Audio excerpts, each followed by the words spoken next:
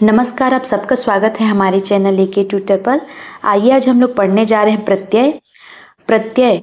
प्रत्यय का प से याद रखेंगे जो शब्दों के पीछे में जुड़ता है। तो यहाँ प्रत्यय की परिभाषा दी गई है, देखते हैं। यह शब्दः धातो प्रतिपदिकस्य वा अन्ते संयोज्य विशेष्य अर्थस्य बोधम कारयति सः एव प्रत्ययः। अर्थात यह शब्द, जो शब्द धातु, कोई क्रिया, प्रतिपदिकस्य कोई शब्द के अंत में जुड़कर विशेष अर्थ का बोध कराता है, सह एव वह ही क्या है, प्रत्यय है। यहाँ हिंदी में दिया गया है, देख सकते हैं। जो किसी धातु अथवा शब्द के अंत में जुड़कर विशेष अर्थ का ज्ञान कराता है, वही क्या है, प्रत्यय है। जैसे कि एग्जाम्पल के लिए यहाँ दिया है, क्री धातु है, क्री का मतलब होता है करना, और कत्वा यहाँ प्रत्यय है। तो कत्वा का यहाँ क का लोप हो जाता है, तो क्री में त्वा जुड़ता है तो क्या हो जाता है, कृत्वा। कृत्वा का मतलब होता है कर। तो जो धातु में जुड़े तो वह क्या होता है, धातु के पीछे में जुड़ता है, वो भी प्रत्यय है। और कोई शब्द में जुड़ता है, जैसे मित्र एक शब्द है, यहाँ तल प्रत्यय जुड़कर क्या बनाता है, मित्रता। तो यहाँ त्वा कत्वा प्रत्यय है और तल प्रत्यय। तो ऐसा शब्द जो धातु या किसी शब्द के पीछे में जुड़कर उसका विशेष ज्ञान कराता है, वही क्या कहलाता है, प्रत्यय कहलाता है। तो यहाँ प्रत्यय की परिभाषा है और उसका उदाहरण है। अब देखते हैं आगे प्रत्यय का अर्थ। तो प्रतिधन अयः शब्द मिलकर क्या बना है, प्रत्यय शब्द बना है। प्रति यहाँ पर उपसर्ग है, अ यहाँ पर धातु है और अच यहाँ पर प्रत्यय है। तो प्रत्यय शब्द प्रति, अ और अच मिलकर प्रत्यय शब्द बनता है। यहाँ इसका अर्थ दिया है, बाद में जाना, जुड़ना या मिलना। यहाँ प्रत्यय का अर्थ हो जाता है, प्रति का मतलब होता है बाद में, और यहाँ अ धातु का मतलब होता है जाना, जुड़ना या मिलना। अर्थात प्रत्यय का अर्थ कुल मिलाकर यहाँ हो जाएगा, यहाँ पर देख सकते हैं, जो बाद में आए और जुड़े, शब्द से जुड़ जाता है, वही क्या कहलाता है, प्रत्यय कहलाता है। यहाँ प्रत्यय के भेद दिया गया है, देख सकते हैं। 3 प्रकार के यहाँ प्रत्यय के भेद दिए गए हैं, कृत प्रत्यय, तद्धित प्रत्यय और स्त्री प्रत्यय। तो कृत प्रत्यय ऐसा प्रत्यय है जो धातु क्रिया के अंत में जुड़ते हैं, जैसे कि पठ धातु है और तुमुन प्रत्यय, तो क्या हो जाएगा, पठितुम। ये कृत प्रत्यय जो धातु के साथ जुड़ता है। तद्धित प्रत्यय जो संज्ञा, सर्वनाम आदि के अंत में जुड़ते हैं, उन्हें तद्धित प्रत्यय कहते हैं। जैसे वेद और ठक प्रत्यय मिलकर क्या होता है, वैदिक होता है। स्त्री प्रत्यय क्या होता है, पुल्लिंग शब्दों को स्त्रीलिंग में परिवर्तन करते हैं, वही क्या कहलाता है, स्त्री प्रत्यय होता है। जैसे बाल शब्द पुल्लिंग है और टाप प्रत्यय जोड़ेंगे तो ये क्या हो जाएगा, बाला हो जाएगा। तो यहाँ 3 प्रकार के प्रत्यय के भेद हैं। कृत प्रत्यय जो धातु के साथ जुड़ता है, तद्धित प्रत्यय जो संज्ञा सर्वनाम के साथ जुड़ता है, और स्त्री प्रत्यय जो पुल्लिंग शब्दों में स्त्रीलिंग बनाया जाता है। आइए आगे देखते हैं प्रत्यय के भेद के बाद। यहाँ पर दिया है, पहला है हमारा कृत प्रत्यय। तो यहाँ कृत प्रत्यय को देखते हैं। कृत प्रत्यय को ही कृदंत कहते हैं। देखते हैं, यह प्रत्यय धातुओं के अंत में जुड़ते हैं, और ये प्रत्यय जिनके अंत में जुड़े होते हैं उन्हें कृदंत कहते हैं। कृत का मतलब होता है जो क्रिया होता है, धातु होता है, और इससे बनने वाले शब्दों को क्या कहते हैं, कृदंत कहते हैं। धातु मतलब होता है क्रिया, उनके जुड़ने पर अव्यय, विशेषण या संज्ञा शब्द बनते हैं। जैसे कत्वा, ल्यप, तुमुन, कत, कत्वतु, सत्री, सानस, तव्यत, अनियर आदि। ये ऐसे प्रत्यय हैं जो धातुओं के साथ जुड़ते हैं। तो यहाँ सबसे पहले हम लोग देखते हैं कत्वा प्रत्यय, जो एक कृत प्रत्यय है। तो देखते हैं कत्वा प्रत्यय, इसका सूत्र है समान कर्तृकयो पूर्व काले। समान कर्तृकयो अर्थात अनेक सारे समान कर्तृ, अनेक सारे क्रियाओं का एक ही कर्ता हो। जैसे कि नहाकर, खाना, खाकर, स्कूल जाना, तो अनेक क्रियाएं ऐसे करते जाते हैं। तो जो अंतिम क्रिया का पूर्व क्रिया होता है, जैसे खाकर, पीकर, स्कूल जाना, तो पहले की क्रियाओं के लिए कत्वा प्रत्यय का प्रयोग कर के अर्थ में किया जाता है। तो समान कर्तृकयो पूर्व काले कत्वा प्रत्यय का सूत्र है। यहाँ देखते हैं, कत्वा प्रत्यय का प्रयोग कर या कर के अर्थ में किया जाता है। जैसे एक काम को किए, नहा कर, खा कर, जाकर, तो कर के अर्थ के लिए कत्वा प्रत्यय का प्रयोग किया जाता है। कत्वा का क का लोप हो जाता है, केवल त्वा शेष रहता है।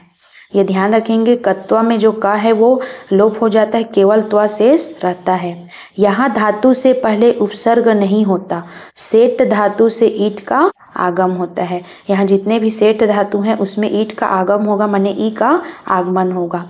आ धातु से अंत में कई जगह ई जुड़ता है, जैसे आ वाले धातु हैं तो उसमें क्या होता है, ई जुड़ता है।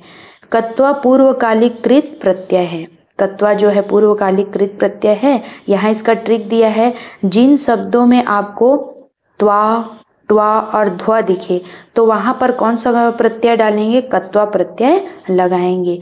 याद रखेंगे ट्रिक को, त्वा, ट्वा, ध्वा जिन शब्दों में दिखे वहाँ पर कत्वा प्रत्यय होता है। अब कत्वा प्रत्यय से बनने वाले शब्दों को क्या कहते हैं, कृत प्रत्यय से बनने वाले शब्दों को क्या कहते हैं, कृदंत कहते हैं। तो यहाँ पर देखते हैं कत्वा प्रत्यय का एग्जाम्पल दिया गया है। यहाँ पर देखते हैं कत्वा प्रत्यय का एग्जाम्पल। तो मूल यहाँ पर धातु है, देखते हैं हस धातु, वद धातु, पठ धातु, लिख धातु और ग्रह धातु। क्योंकि कत्वा प्रत्यय जो है धातुओं में जुड़ता है, अब उसमें प्रत्यय कौन सा यहाँ पर लगा रहे हैं, कत्वा प्रत्यय सब में लगाएंगे। अब जो कृत प्रत्यय में जुड़ते हैं उनको कृदंत कहते हैं, तो यहाँ पर कृदंत दिया है और उनके अर्थ, जैसे हस धातु में कत्वा प्रत्यय जोड़ते हैं तो हसित्वा, यहाँ हस धातु में ईट का आगम हो गया है, हसित्वा, इसका मतलब होता है हंसकर।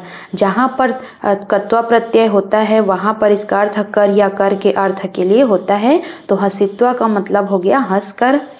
वद कत्वा उदित्वा, उक्त्वा, यहाँ पर मिस्टेक हो गया है, उक्त्वा होगा, बोलकर, ठीक है, इसको सुधार लेंगे, उक्त्वा।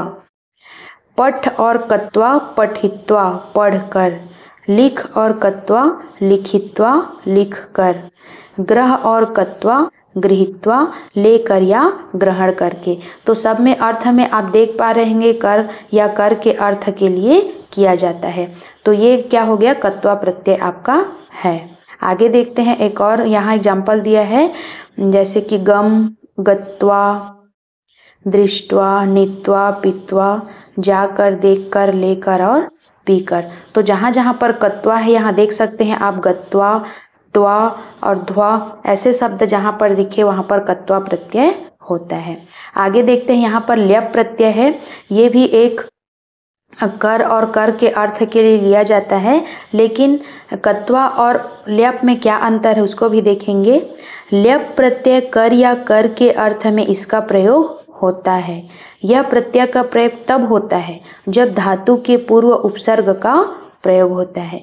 यही अंतर है, कत्वा में कोई धातु नहीं होता, धातु के पूर्व उपसर्ग नहीं होता, और ल्यप में क्या होता है, धातु के पूर्व उपसर्ग होता है। ल्यप प्रत्यय की ल और प का लोप होता है, केवल य वर्ण शेष रहता है। धातु से पूर्व जुड़कर अव्यय शब्द बनते हैं।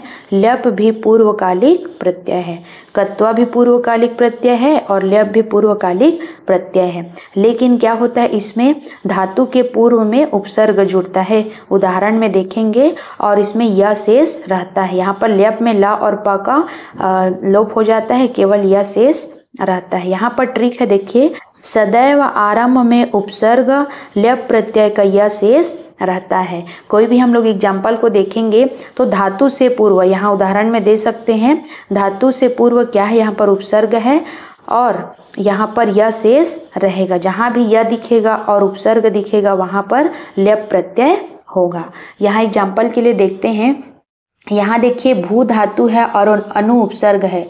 अनु, भू धातु और ल्यप प्रत्यय, और इससे बनने वाले शब्दों को क्या कहते हैं, कृदंत, और इनका अर्थ दिया गया है।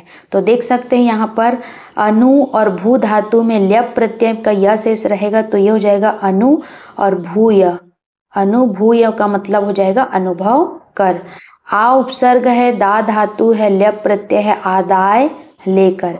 वैसे ही प्र उपसर्ग है, नम धातु, ल्यप प्रत्यय में प्रणम्य, प्रणाम कर। सम उपसर्ग है, श्रु धातु है, ल्यप प्रत्यय, समश्रुत्य मने सुनकर। इसमें भी देख पा रहे होंगे अनुभव कर, लेकर, प्रणाम कर, कर अर्थ के लिए भी ल्यप प्रत्यय का प्रयोग किया जाता है, लेकिन तब जब धातु के पूर्व क्या हो, उपसर्ग हो। और देखते हैं आ उपसर्ग, गम धातु और ल्यप प्रत्यय आगम्य, आ कर। तो यहाँ पर कर अर्थ के लिए भी ल्यप प्रत्यय का प्रयोग किया गया है, लेकिन धातु के पूर्व क्या होना चाहिए, उपसर्ग, और यह शेष रहता है। तो यहाँ पर हमने देखा है कत्वा प्रत्यय, इसका ट्रिक के साथ त्वा, ट्वा और ध्वा हो वहाँ पर कत्वा प्रत्यय, और ल्यप प्रत्यय में क्या होता है, सदैव आरंभ में उपसर्ग और यह शेष होगा। आगे के प्रत्ययों को हम लोग और वीडियो में बनाएंगे। चैनल पर बने रहेंगे सभी प्रत्ययों को पढ़ने के लिए और हमारे चैनल को सब्सक्राइब करेंगे। धन्यवाद।